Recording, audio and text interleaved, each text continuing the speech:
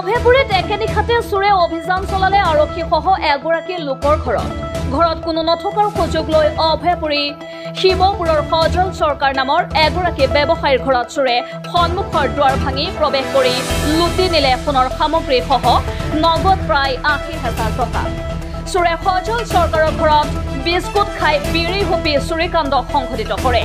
একেনিশাতে ঘৰত কোনো নথকাৰ সুযোগ গ্ৰহণ কৰি সজল চৰকাৰৰ প্ৰতিবেশী আৰক্ষী পৱন বৈশ্যৰ ঘৰত চুৰিকাণ্ড সংঘটিত হয়। পৱন বৈশ্যৰ ঘৰৰ পিছপিনৰ খিৰিকীৰ গ্ৰিল ভাঙি প্ৰৱেশ কৰে। ঘৰত একো নাপাই সামগ্ৰী লণ্ডভণ্ড কৰি থৈ যায়। সমগ্ৰ ঘটনা সন্দৰ্ভত পৰিয়াল দুটাই অভয়পুৰী আৰক্ষীৰ ওচৰ চাপিছে। অভয়পুৰীৰ পৰা আনিছ আলীৰ report, the north east report.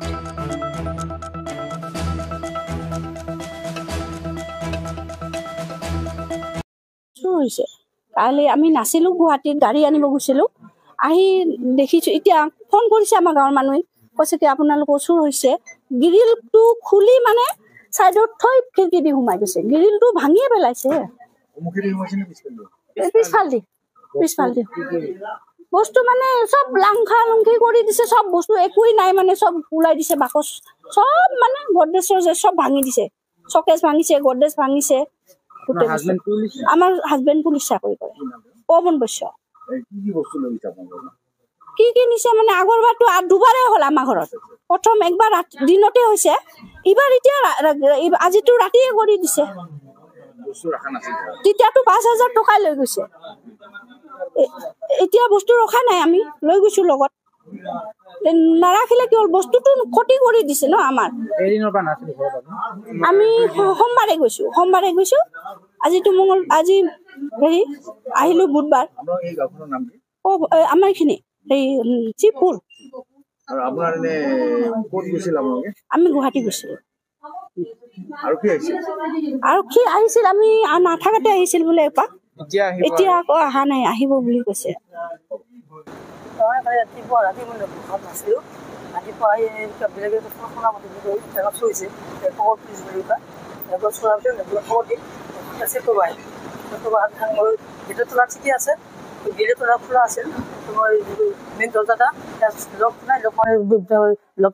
ভাঙি খুলি থাকিছে।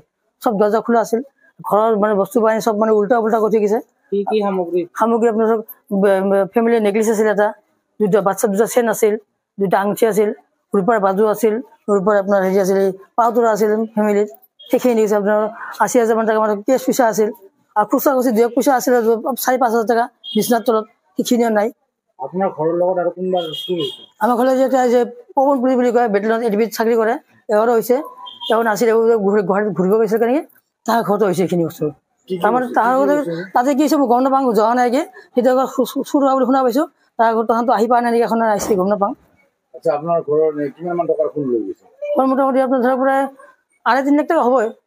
মানে হিচাপ নাথাকে না। নেকলেছ আপোনাৰ ১ ভৰি বেছি আছিল, দুটা আপোনাৰ চেন আছিল, মোটামুটি ৮০,০০০ টকা হ'ব চেন দুটা আৰু কি। সন্মুখৰ দৰ্জা দি সোমাইছে? সন্মুখত দৰ্জা দি সোমাইছে, মানে সোমাইছে ৱাল পাৰ হৈ সোমাইছে। গেটটা দি আপোনাৰ গেটত লক কৰা আছিল, ৱালেদি সোমাই কিনে গিল খুলি আনা দৰ্জা লক ভাঙাই কিনে ভিতৰত সোমাইছে। ভিতৰত সোমাইছে, আপোনাৰ বিড়ি খাইছে, চাদা খাইছে, লগত বিস্কুট খাই গৈছে। চব বস্তু মানে উল্টা উল্টা কৰি গৈছে। বিছনা পাতি চব উল্টা কৰি গৈছে। আপোনাৰ নাম? মোৰ নাম শ্ৰী সজল চৰকাৰ। আপোনাৰ ঘৰ? ঘৰ শিৱবাৰী। দোকান কৰে? আমি ব্যৱসায় কৰোঁ, দোকান কৰোঁ। এই লিটিল ফ্লাৱাৰ ইংলিছ স্কুলৰ সন্মুখত। একেনিশা দুয়োটা চলিছে। আগে পিছত আৰক্ষী আহিছিল, তদন্ত কৰি গুচি গৈছে। মানে এডমিশ্যন লিখি আনোতে এজাহাত দেখিল মানে লিখা হৈছে, দেখিল কৰা হৈছে এইটো আপোনাৰ।